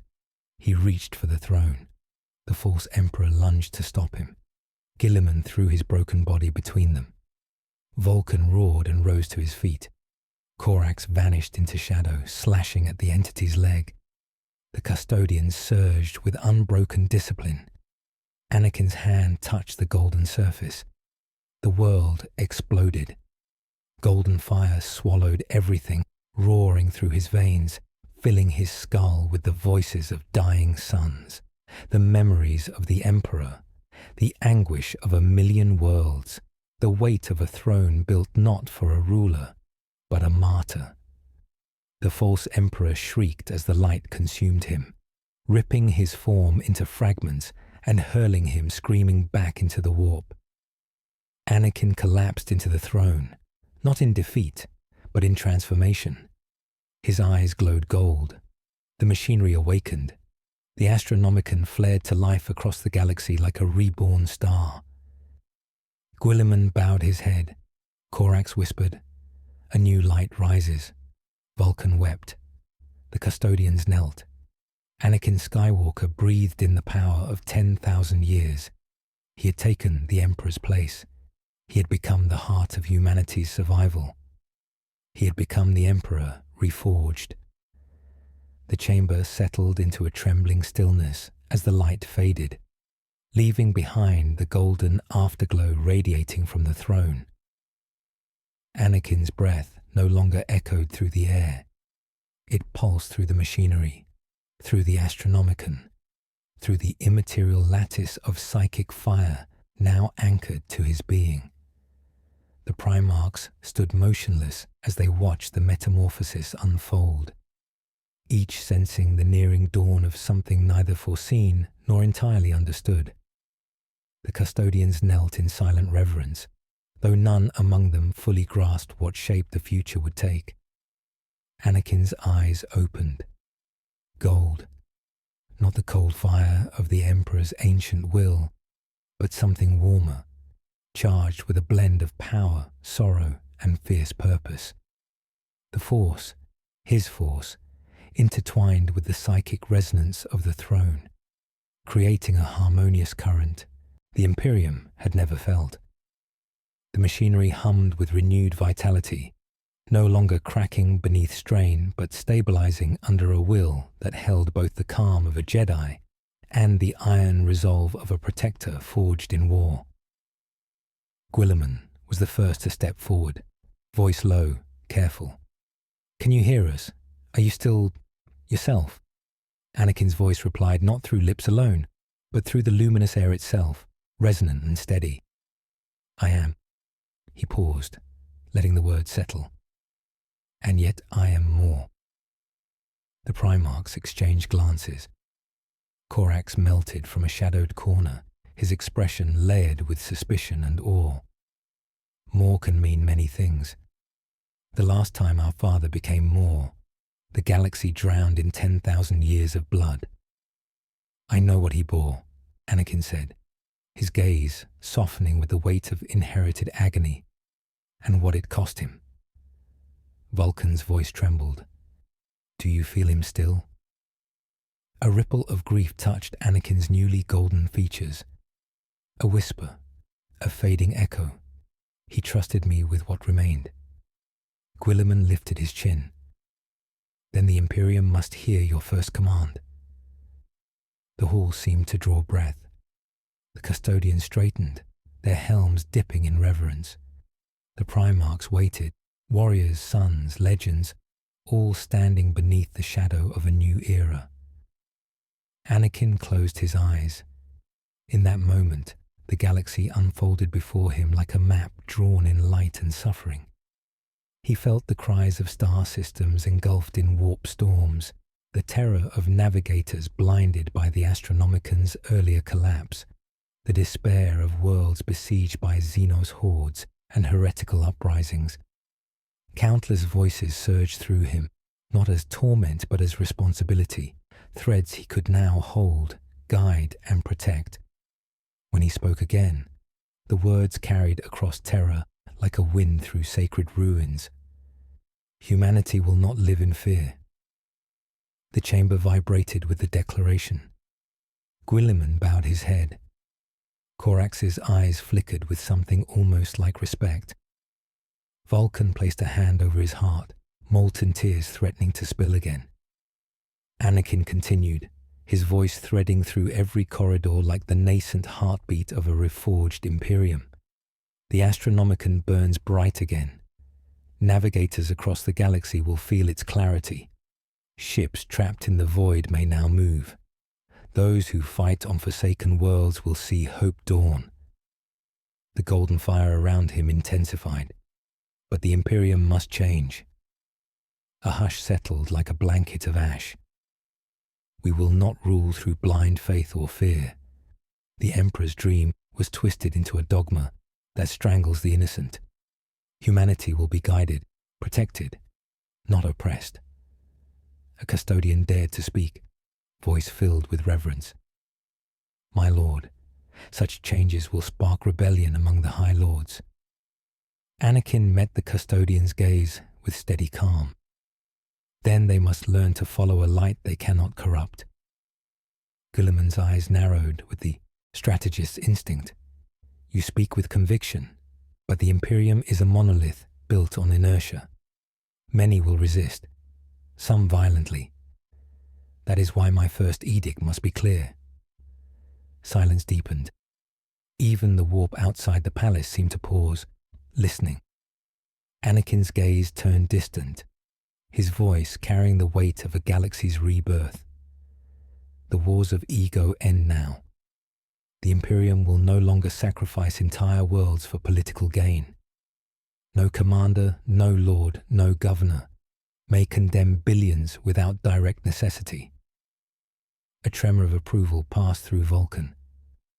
Korax remained still but thoughtful. Guilliman's brow furrowed, not in disagreement but contemplation of the seismic impact such a decree would have. Anakin pressed onward, his voice gaining strength. The witch hunts, the purges, the executions of innocents under the guise of faith, end them. The ecclesiarchy will no longer hold dominion over the hearts of mankind. Faith may exist, but it will be free, not enforced. Korax exhaled sharply. You will make enemies of the very institutions our father allowed. Perhaps, Anakin replied, but humanity cannot survive another 10,000 years of tyranny disguised as devotion. He raised his hand, and the golden aura brightened into a beacon that pulsed through the throne. My first edict is this. Humanity must learn to hope again, not through superstition, not through fear, through truth, unity, and the strength within themselves. Guilliman knelt. Vulcan bowed. Korax lowered his head. The custodians, bound by oath to the throne and now to the one who filled it, fell to both knees in solemn recognition. Anakin's gaze swept across them, a faint sorrow softening his radiance. A new dawn rises, he said, but dawn is always preceded by shadow, and the shadows around us stir. As if punctuating his words, the warp trembled. Hungry, watchful, enraged, the first edict had been spoken, and the galaxy had heard. The silence that followed Anakin's first edict was not the silence of peace. It was the silence that precedes tectonic shift, the moment before a continent tears itself apart. Terror seemed to hold its breath. The throne's renewed light pulsed gently, casting golden reflections across the vast chamber. But beneath that glow trembled a deeper truth. A new emperor had risen, a stranger, a force beyond the warp. The Imperium would never be the same. Guilliman rose slowly, as though standing beneath the weight of 10,000 years of expectation. Your words will shake every world in the Imperium, he said, voice steady, though laced with something like wonder, and fracture those who cling to the old ways. Let them fracture, Korax murmured. Those who thrive on oppression will not welcome reform. They kneel only when forced. Vulcan stepped forward, the heat of his sorrow softening momentarily. But others will rise. Those who have suffered under fanaticism, corruption, and fear, they will hear this dawn and see hope. Anakin felt their voices as threads of destiny, weaving and tightening around him. He had not chosen this mantle. He had not desired the throne of a dead god. And yet, as the golden fire of the throne coursed through him, he felt the call of millions. Lost fleets sensing the Astronomicon rekindle, distant worlds blinking out of darkness for the first time in weeks. Their relief washed over him in waves. The galaxy needs more than light, Anakin said quietly. It needs direction. Guilliman's gaze sharpened. Speak your intent. Anakin lifted his head, the throne's radiance crowning him with a solemn glow. The Imperium is not a bastion of unity. It is an empire of fear. My first edict ends the brutality of blind devotion. But that alone does not save humanity. He paused, letting the truth settle across the golden hall. Humanity must change or die. Korax stepped closer, shadow trailing like a broken wing. Change invites rebellion. So does tyranny, Anakin replied, and tyranny has reigned too long. The Primarchs absorbed this in silence. Far beyond the palace walls, terror trembled with rumbling unrest. The High Lords would hear of the edict within minutes. The ecclesiarchy would recoil in outrage. Countless fanatics would scream betrayal. Entire sectors would call for purges. But others, those who lived beneath the heel of corruption, would whisper his name with reverence. Anakin felt these ripples through the throne's expanded perception. New loyalties germinating like sparks in nightfall. Ancient power structures cracking under their own decay. He turned his gaze inward, touching the Force, seeking clarity. He did not find calm. Too much turmoil swirled in the galaxy. But he found purpose. "I will not lead humanity through fear," he said. "I will not demand worship. The Emperor before me tried to free mankind from gods. I will continue that path." Vulcan nodded with heavy approval. He would have wanted that. Corax exhaled softly. "Then the ecclesiarchy will declare you a heretic." "They already would," Anakin replied. "Nothing I do will earn their blessing, so I will not ask for it." Guilliman's tactical mind turned like a well-calibrated machine. Reform will require force, structure, and law. This Imperium is vast. Not even the throne can command it without loyal hands. Anakin regarded him.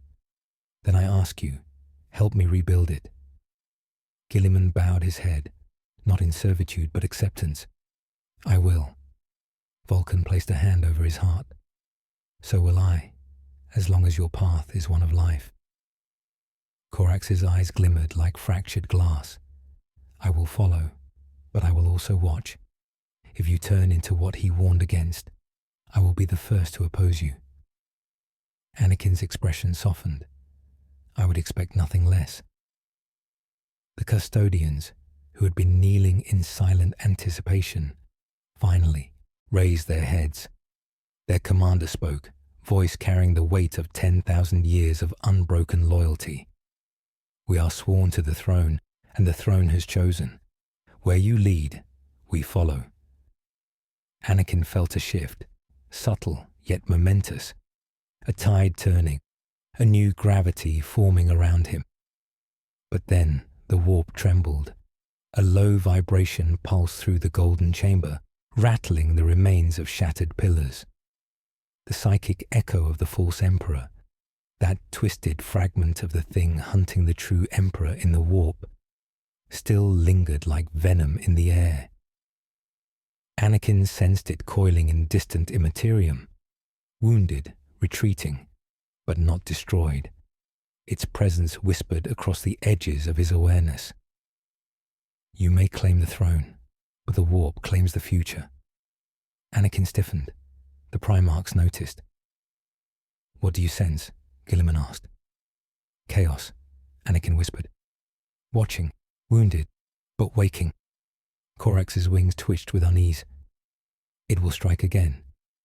"It will strike harder," Vulcan corrected.